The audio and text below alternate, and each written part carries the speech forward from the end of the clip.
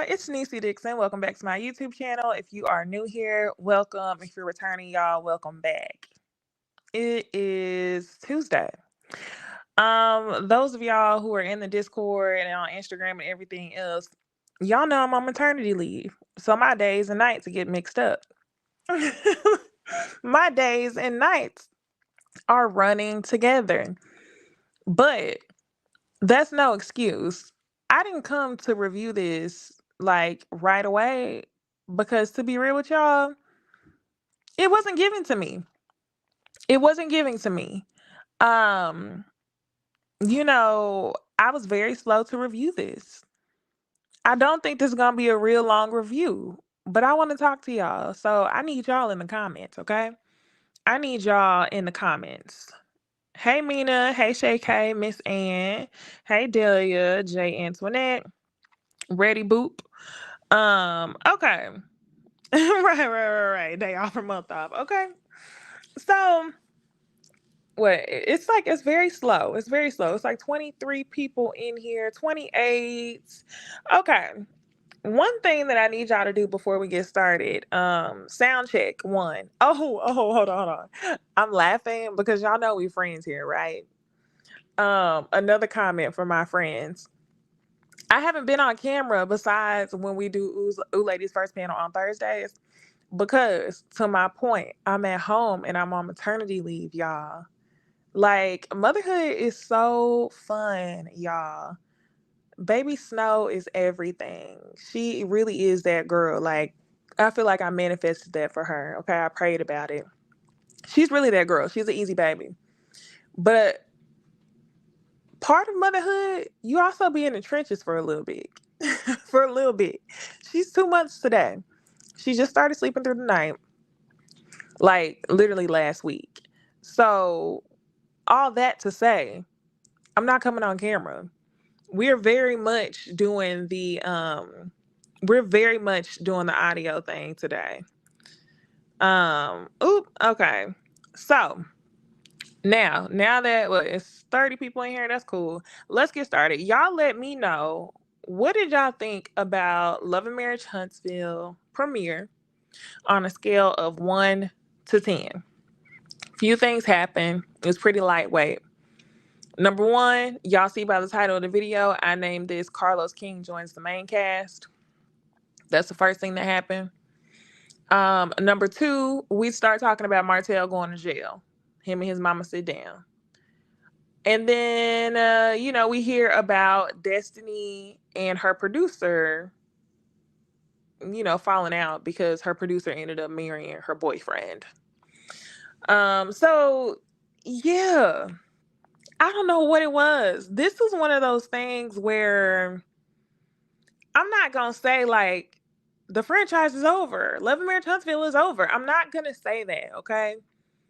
But what I will say is this was not no premiere. It wasn't. It just felt very weird. It felt like I know exactly what it is. It felt like this was an episode about the Carlos King live podcast. It felt like we were watching the streaming service to Carlos King's live podcast. And that's not what I signed up for, y'all. I don't know why I felt like that. So let me see what y'all think. Shay K says 3. T-Nu says 4. Delia says 5. Oh, that's cool. Miss Ann didn't watch it. Another 3. J Antoinette says 4. Um, okay. Tried to watch it on my own and couldn't. Literally, I just couldn't. I really couldn't. Ready Boop says it's over and it should be. Okay, 3.5. Okay, I'm with y'all. I'm gonna give it like a solid 3, literally. Like, it did nothing for me. So let me open up my notes real quick and we're gonna go in the order of events. And I'm gonna just talk about the things that stuck out to me, which wasn't a whole lot, but we're gonna talk about it. Okay, so let's get into Martel's arrest.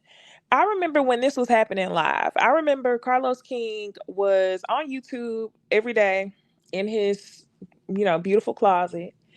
And he was talking about everything but Martell. We was like, what the fuck? And he was like, I can't talk about something that's on my show. Like, I get paid for this, da da da. So turn on your notifications.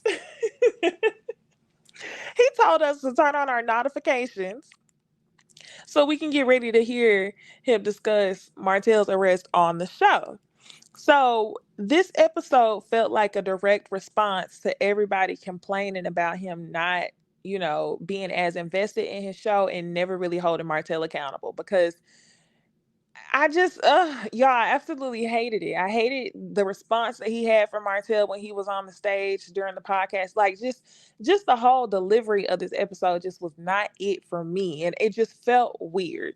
Anyway, so we walk into I'm reading y'all comments at the same thing at the same time. Anyway, we walk into Mel, and Mel is meeting with her security. She got a dude in the front, a dude in the back. Her brother is over the house, Marcus, and he wants to know what's going on. Like, this is fresh off the press. Martell has been locked up. And I don't know if y'all felt like I felt, but I was actually quite excited, okay? I was singing, lock his ass up, lock his ass up. I was excited because Martell, to me, has done quite a few things and also has, like, seemed to be a threat just based on what I've seen on TV.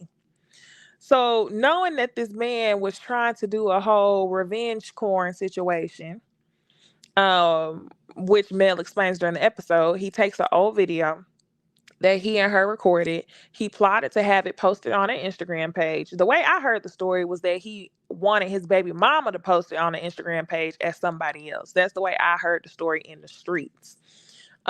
She found out about it. So for that, to me, that was enough to lock his ass up. But we find out that Martell got locked up on harassment charges, meaning that he basically called and texted her phone too many times. That's harassing.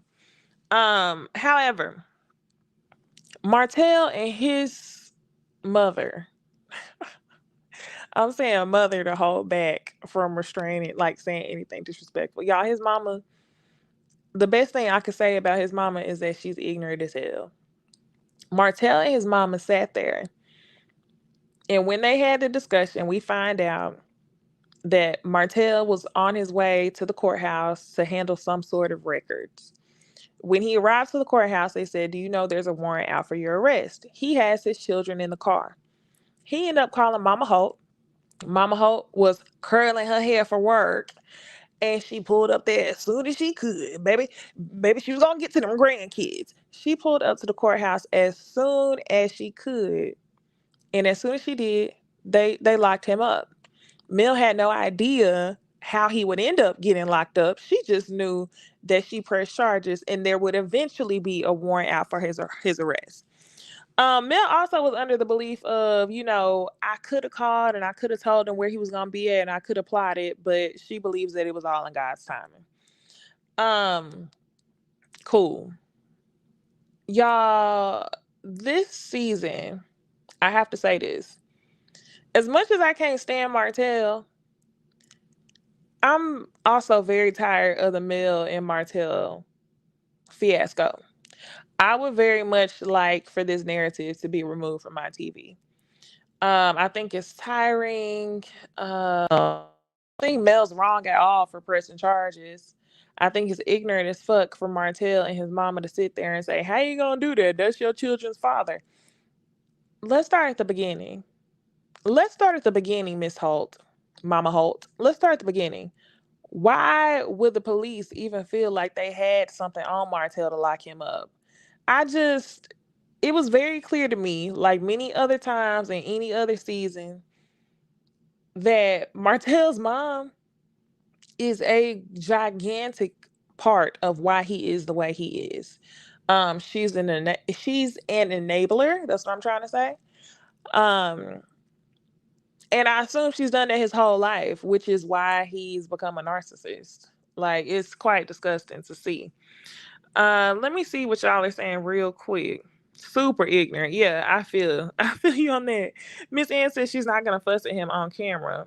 I don't even think she would fuss at him, period. I think whatever Mama Holt knows, she believes that what Mel has done is more, I guess, is worse than what Martel did.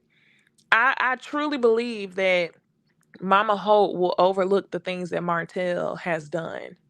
Because one thing I told y'all is, one thing that I told y'all, for the people out here who are dating, stay away from, well, shit, let me say this, okay? And let me be very, very specific when I say it because somebody's going to get extremely offended. Don't do it. Listen closely. Be cautious of the men who have mothers who have never had a male companion figure for the entirety of his life. And what I mean is, your mother-in-law could think that your husband is her man. Or your mother-in-law could project and think about how she would do things if the shoe was on her foot. What I'm also saying is, I believe that Mama Holt is willing to overlook anything that Martel has done because I don't think Martel's father was present. So I think she's under the belief of, okay, he cheated. So what? I didn't have nobody. You got 4 kids. He a good father. Okay, so what? Y'all got into it. He blew up your phone a couple times. So what? You could have had a good man. I didn't have one. Be weary. Okay? Like when I say listen clearly, I mean listen clearly. This is not for everybody. So yeah, simply put, they make their sons their husbands. So yeah, that's what they got going on. Martel sat there and he said, "Stop bullying me." He's insane for him to say, "Stop bullying me." And the whole reason why they in this situation is because his ass was plotting to do revenge porn on her. That is insanity. And I'm tired of it. So, yeah, let's move on from Mel and Martel. We go on from Mel and Martel to Carlos. Carlos ends up calling Mel on the phone. And I'm laughing, y'all, because Carlos calls her just to act like he's checking in on the podcast. Yeah, this about the podcast. You know fucking well, Carlos, you was not calling about that podcast. You was calling about Martel getting locked up, which eventually he gets to. And whenever he gets to it, he was just like, yeah, I just wanted to make sure you're okay. And that's something that we're going to discuss on the podcast. Mel says, okay. So that's all we got going on with Mel and Martel. We move on from that situation to then we see Stormy and Nell. And seeing Stormy and Nell sit down to me was refreshing. Just because we walked into like some heavy ass shit. Yes, Carlos, we wanted to hear y'all talk about Martel being locked up. We really did. But it's just like, I don't know. I don't know, y'all. I kind of understand what they say when they're like, oh, we can never win. Y'all want us to do this, but then y'all want us to do that. Because on the one hand, I want y'all to talk about Martel being locked up. On the other hand, the shit is also draining and also tiring.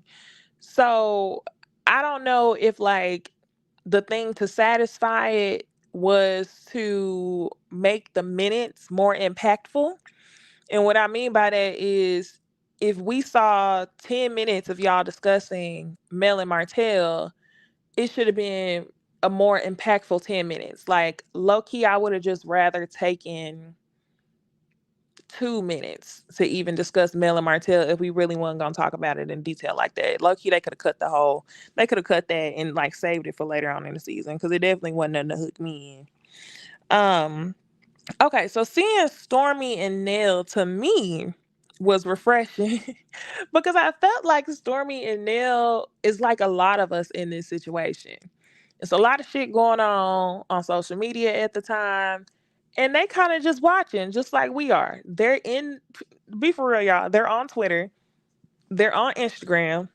Hell, some of them in that damn Facebook group trying to see what y'all think and what I think. Some of them on YouTube about the show. So it's very funny to see What's this? How did CK? Did he? Um, Bliss, did Carlos King get info about the arrest before Mel? Is that something I didn't notice? Anyway, yeah, it was just funny to see Stormy and Nell have these conversations. So basically, they just run down all the mess. First, Nell says that she doesn't agree with Martel being locked up. I'm laughing because on screen, Nell says she doesn't agree with Martel being locked up.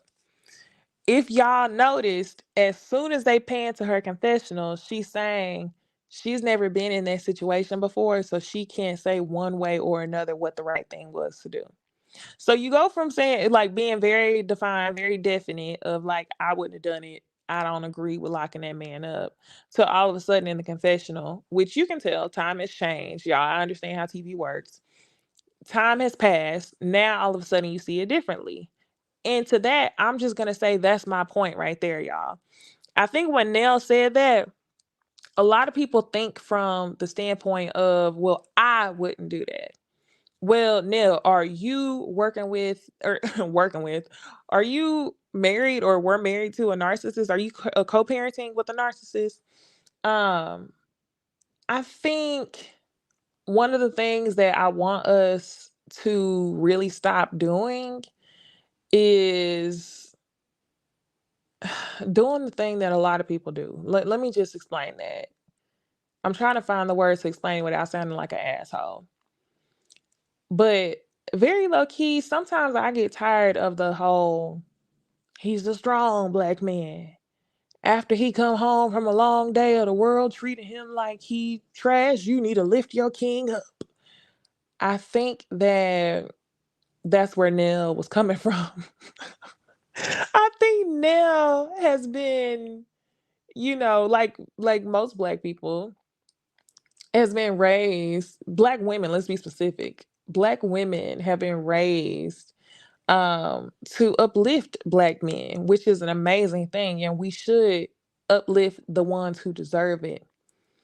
But in this situation, I think you have to remove yourself and call a thing a thing. What he did to Mel was abusive. And I think that this is about more than just trying to keep the black family together. You know what I mean? Whether it's a divorced co-parenting family unit or, a married family, it's not about that. I think it's about locking up an abuser. And to that I say, lock his ass up, lock his ass up. Okay. I didn't give a fuck. Right. Not the Be His Peace crew. Right. I feel like she was on some Be His Peace. So I think clearly when Nell films this confessional, she then figures out, like, hey, maybe I spoke too soon, which is why we then see her in the next clip say she couldn't say one way or another what the right thing was to do.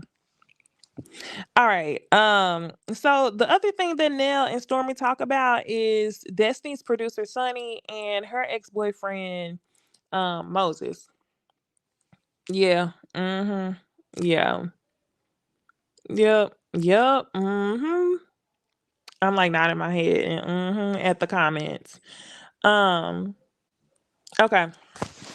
So anyway, yeah, the next thing they talk about is Destiny's producer with Moses and how Destiny claims that she thought that Sonny and Moses were cousins.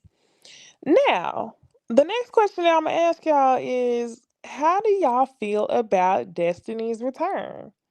Are y'all excited about it? Scale of 1 to 10. Are you excited about it? 5 being neutral, like I don't care, indifferent. And anything over 5 is like, yeah, I'm excited for her to return. Y'all let me know. For me, I'm gonna say a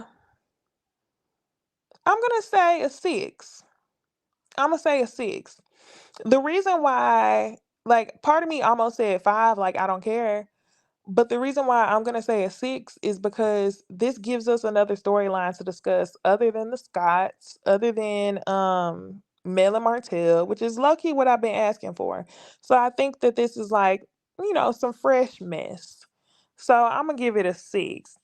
I see quite a few of y'all don't give a fuck. Y'all didn't want her to return. I'm seeing a 3. I'm seeing a 1. Lisa says she's just gonna have a storyline full of lies as usual. Girl, Lisa, let's talk about it. Let's talk about it. So, all right, let's jump forward. Okay, let's jump forward to Destiny and Tisha. We're gonna talk about the lies. So, Destiny and Tisha meet up, and Tisha, like she always is, she's in between houses. They working on Airbnb so they can get their house together. I don't know, y'all. A lot of people was gossiping online on social media saying that Tisha and Marcel was living separately for whatever reason. They thought it was marital issues. And Tisha explaining that that was a Airbnb property to me kind of sounded like a front. I ain't gonna lie. Destiny walks in and says how much she likes the place, and Tisha immediate response was like, "Yeah, I'm glad you like the place. This is an Airbnb. We're gonna do." I'm like, I could be reaching, y'all. I tend to do that sometimes, but you kind of know whenever like you ask somebody about something that they're kind of conscious about, and they kind of over explain. That's low key what it was given to me. Y'all let me know. It was kind of given she was over explaining, or like she had already rehearsed what she was going to say about where she was going to be staying in. So anyway, they meet up and Tisha goes, I'm here just meeting with my girl Destiny. I'm like, my girl. Okay, y'all at that point now. Good for y'all. And they discuss a couple things. They talk about Carlos' show. Hold up. Hold up. Let me rewind real quick. Hit a pause on it. Somebody remind me. Let me leave this comment here.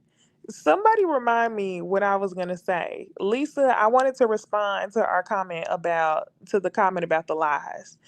But before I do that, did anybody notice how when Nell and Stormy was talking, Nell said, "So are you going to Carlos King's podcast?"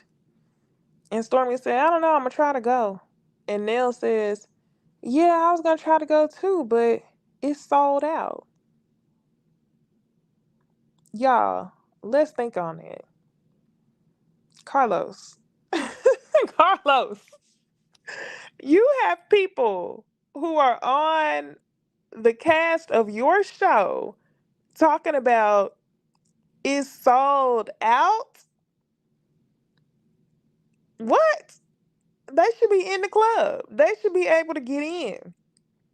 It also felt like some sort of an advertisement. So when Neil said it was all sold out, I was like, "What? Girl, I wouldn't have never even said that shit." Let me find out. Stormy had to pay for her ticket out of her damn paycheck. That'll be $50, Stormy. Let's go ahead and deduct that from your check. Like, okay, that was so weird to me. Pink Pedal said they didn't get free tickets. No, right? Janae said she peeped that. Stormy had extra tickets. Why didn't she offer Nell one? I was so confused about that. Right. Y'all should be VIP.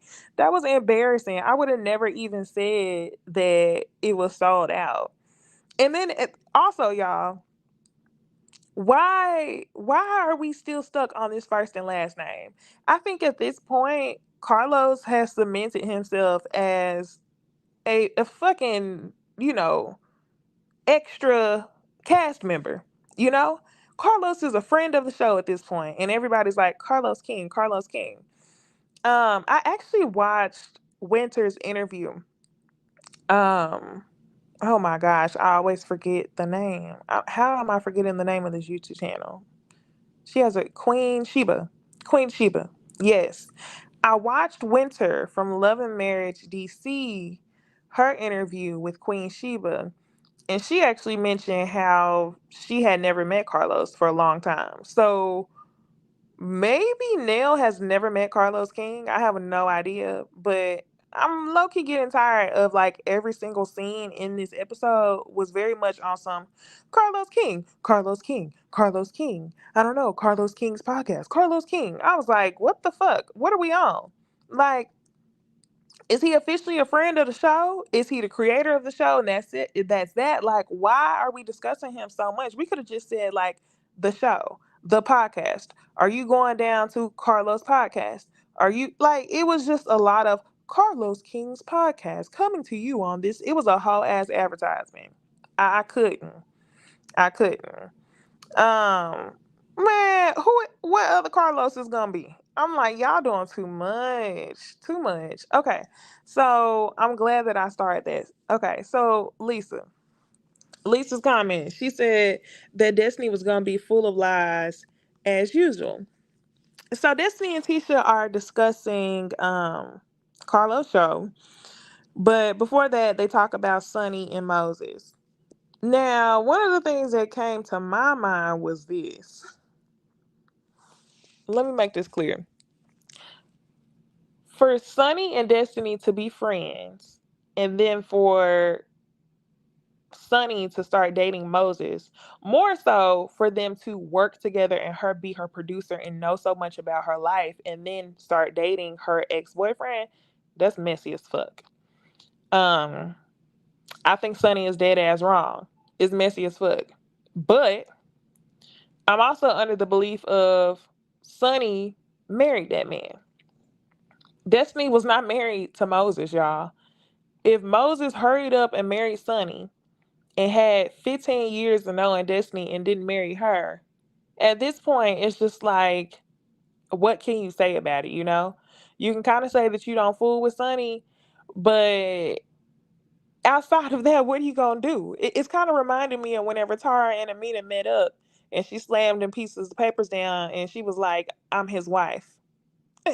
Like, Sunny's the wife now, Destiny. So I really don't know. It's messy as hell, but I'm also not feeling like Sunny is a side chick either. I'm feeling like it's kind of just, you got to take that shit on the chin. You and Moses didn't sound like y'all were together.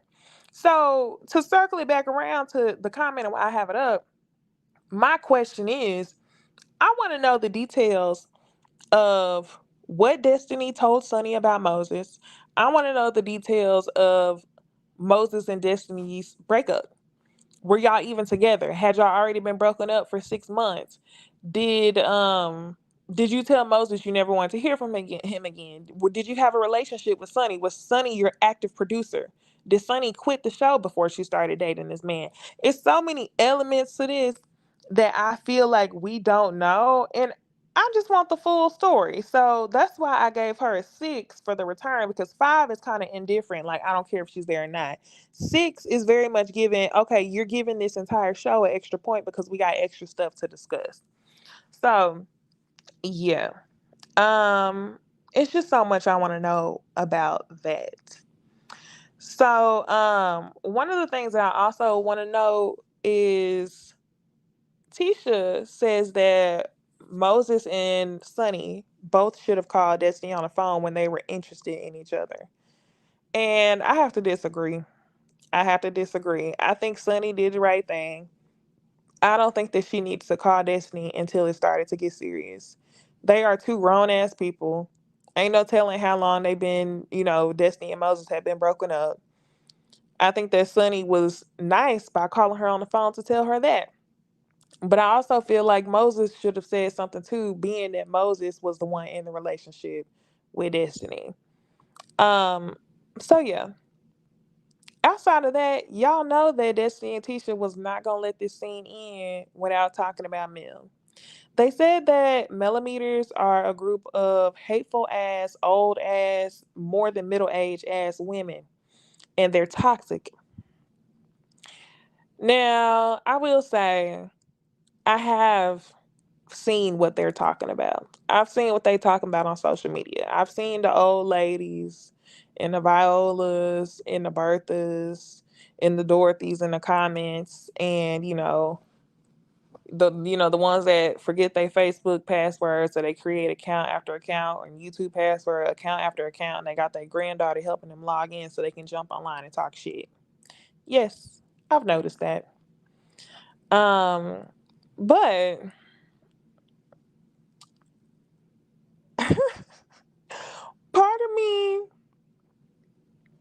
it's kind of like not really giving a fuck at all because Tisha, to me, has always had something against Mel.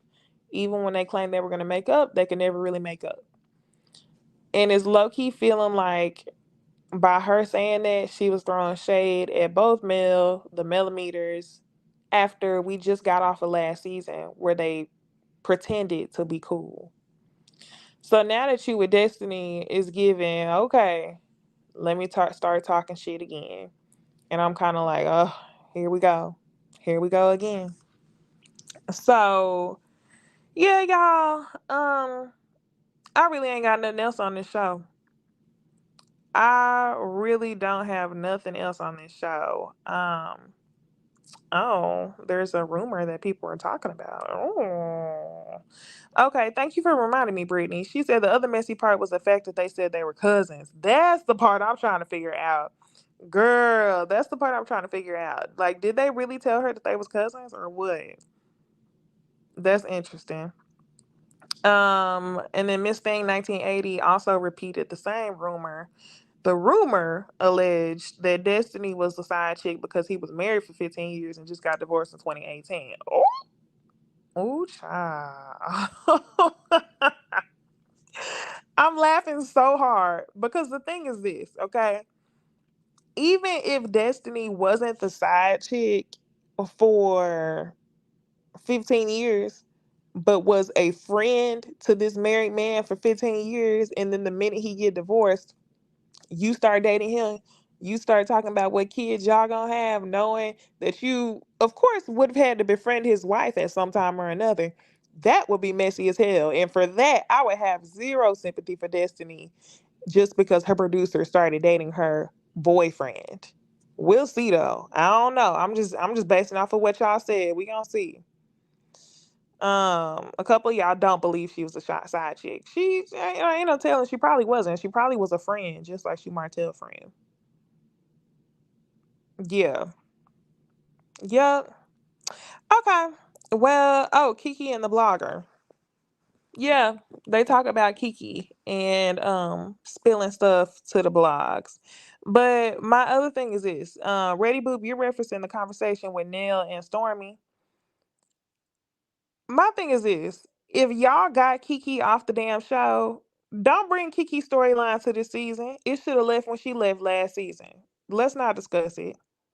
Let's not. All right, but y'all, that's all I got for Love and Marriage Huntsville. Hopefully next week is picking up. I will be back next week, whether there's Monday or Tuesday or whatever day. Just keep y'all notifications turned on so we can have more discussions. Be sure to like, comment, subscribe, share the video with a friend so we can all be friends. Ooh, Ladies First panel is on my channel this Thursday, so I will see y'all then. Bye.